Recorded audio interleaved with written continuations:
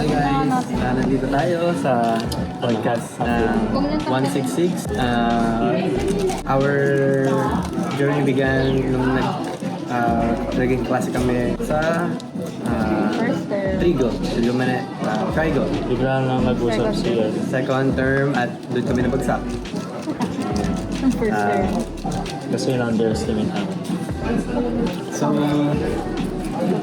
tell me about yourself lang. Ano pangalan nyo? Interesting about yourself. Oh, I see. Tell me about yourself. Jaira De La Cruz. Meron akong tatlong pangalan pero Jaira na lang. Ano yun ang tatlong pangalan? Jaira Micaela Luis. Something about me, I like posting travels with friends or solo. Yun lang. That's pretty much it. Goodbye. Self-introduction sa ano. Let's see. Gabriel. Hello. Ilang taon? 30. Tanda mo na. Diba? Tanda ko na. Tell me about yourself. Anong hobby mo? Ano ako, nagbabasa ako na manga ng mga articles. Parang kailangan natin to lagi. New discovery from each other. Yeah. Tapos, movies, series, kahit ano. Pero usually, superhero movies or mystery, Spider. horror, o gano'n. Inaantay ko.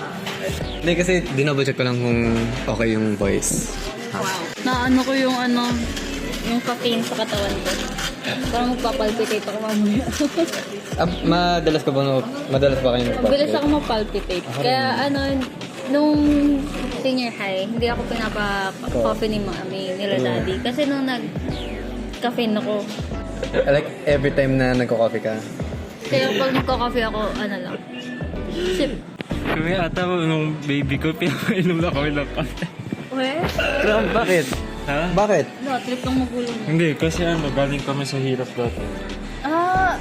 Yung ginagawa Kanin? Ginagawa, oo. Oo. Kanin? Oh! Tapos sa That's- ibang bansa yung papa ko. Kasi, Yan lang umangat.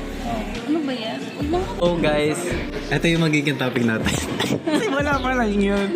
Ito magiging topic natin is our experience in our freshman year or first year.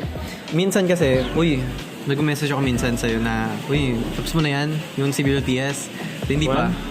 Patingin ko, ano yung message natin? Hindi, wala. Basta, nag-message ako na about doon or Joke. personal na nagsabi. Yung first term, yung first term.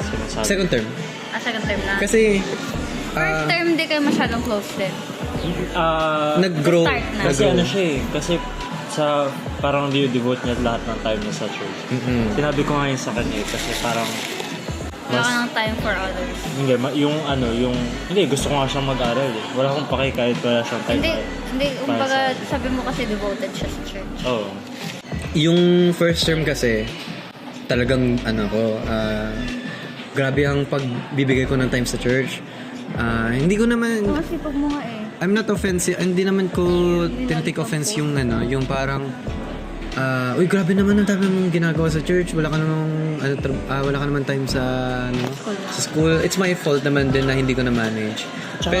Pero nung second time talaga doon ko na realize talaga how much, kasi nabagsak ako. Okay. Yun yung reason. Yun yung I think reason talaga kung bakit ako nabagsak. Yung time ko. Focus ko sa... Nakampante ka. Yeah.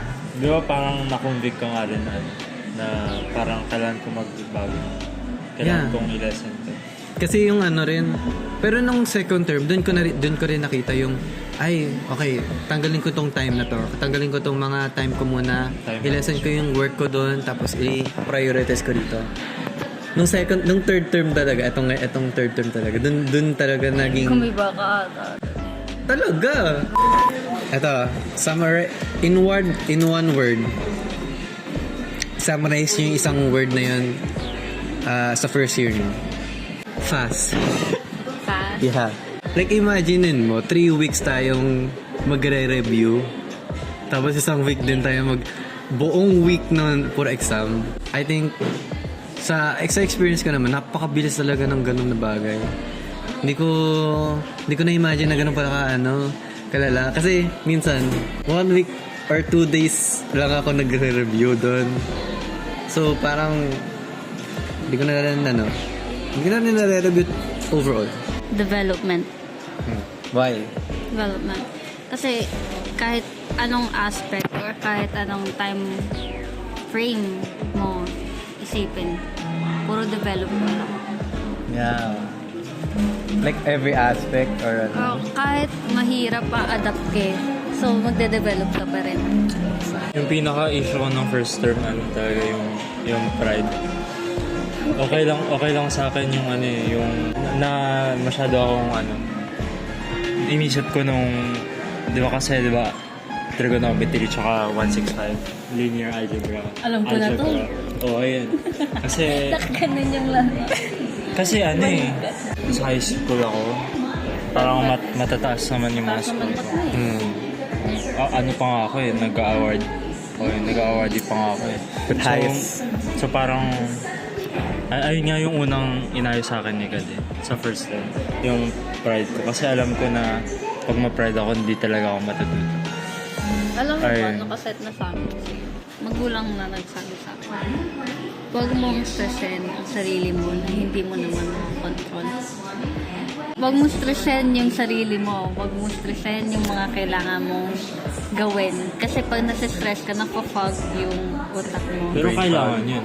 Yeah, kailangan siya. Pero kung stress na lang, wala kang pahinga. Action. Bakit Parang- kailangan ng stress? Kailangan ng stress para nga magawa mo pa rin yung kailangan mo.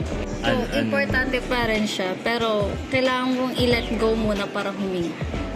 Kasi yung kaya mo lang i-influence yung effort. Hindi mo kaya i-influence yung outcome. Oo. Kaya inaano ko, Kaya pinapractice ko yun oo. ngayon. Pag stress ka kasi gawa ka lang ng gawa pero may quality ba yung gawa mo? Kaya nga iniisip ko na lang ngayon na hindi ko to ginagawa para sa kahit para kay God lang ginagawa.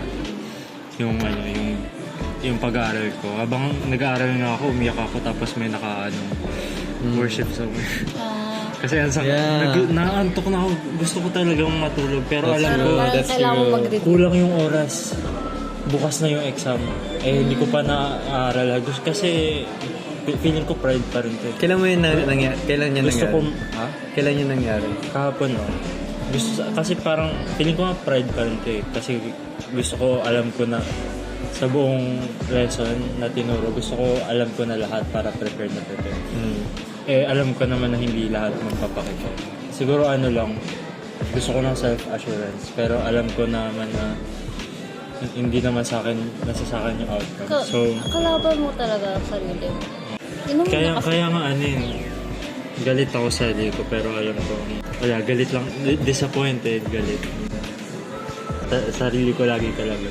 Ikaw, Ano? sa tingin mo nakakalaban mo din yung sarili mo. For sure siya. Every day. From what aspect? From katamaran. Laziness. Ayun din sa akin. Katamaran, laziness, pride, loss. Every man's desires, lahat Lahat ng nararanasan. sin. Yeah. Actually, hindi mo siya maiiwasan. Kasi tao ka Pero Tao ayun, ka. I do think, oo.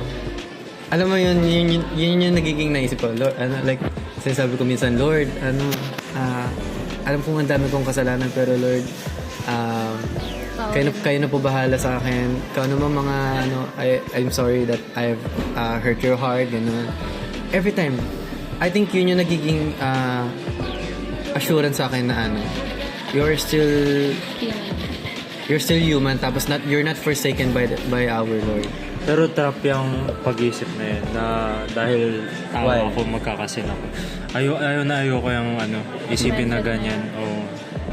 Hindi, kasi alam mo sa sarili mo na tao ka, pero you're doing the actions that you normally do lang. So, parang at the moment, di ka naman talaga nag-iisip. Pag nag-reflect ka na, doon mo maiisip na, ayun na pala yung mga ginagawa mo.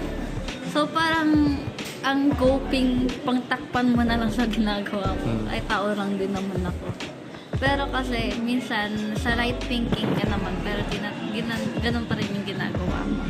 It just means na, nasa system mo na siya. Hindi naman sa masama yun. Christian tayo by choice. Pero Pero feeling ko nako-confuse ko lang yung galit ko sa sin, sa galit ko sa sin. Kasi ako yung doer. Hindi naman ako yung mismo sin. Kaya nga, hate the sin, not the... The sin. You know, hindi siya, Hate the sin, not the sin. little fun fact, it's not biblical actually yan. Yung hate. Pero, alam mo kung sino nagsabi nun? Si Buddha. Si Buddha actually nagsabi nun. And, it doesn't actually says in the Bible na walang ganun. Ay, wala siyang ganun. Pero, yun yung situation na binibigay ni Jesus sa mga ganung sinners. At saka most religions naman based yun sa sa first religion. Wala nga religion dati. Nanggaling Judaism. Nanggaling lahat yun sa sa Christianity. Feeling ko. Ay, pero wala nga Christianity. May siya, correction lang doon. Judaism or mga Jews, sila yung pinaka-first actually na Pero based sila dun sa ng Israel, di ba? Sila, para nag-transform into Christianity na siya nun. Nung nandun na si Who helped them Jesus. transform? Ng 7 up. Yeah. Okay. Tapos, ayun lang. Doon lang nabuo yung word na Christianity. Nung in-spread nila yung Summarize lang natin lahat. It's very much a lesson learned. Ayun nga, sabi ni Jaira na very developed. Grabing develop ang naging nangyari sa amin. Of course, being a freshman ay... Not hard. Not easy. It's not easy. Hindi na ako freshman. Mag-senior na kami. O yun. Di ba sophomore? Sophomore. Sophomore. Software. Joke. Basta second year magiging second year na kami, and hindi masyado ginagamit yun. Yung sa American kasi yung mga ganun eh. Basta yun. Very much things na hindi namin alam na kailangan namin na-develop. There's a lot of factors na na-realize namin na may mali, may mga tama, and so on and so forth. Helps talaga. Yeah. Makes you realize things. Yun yung naging actually I'm very appreciate very much blessing talaga na magkaroon ako ng mga friends na to. Nakilala not just friends from school. Pinag-pray ko kayo. Oh, yun nga. Actually pinag-pray niya ng kaibigan na Yeah. And like, kaibigan na very thankful talaga na I get to meet these people. Sa YouTube lang. I get to meet these people na very much very different na tao. not to offend them, but a compliment din kasi ito taga Cavite yan, ito taga Nova. Offend ka ba sa Novaliches. Ayun lang, key takeaways niya. Last notes. Nagsabi na ako, yun na yun. Lesson learned, time management. Want others what you want others to do to you, right? Yeah. The end. And this is pretty much it. Bye. Bye. Bye, pero hindi pa na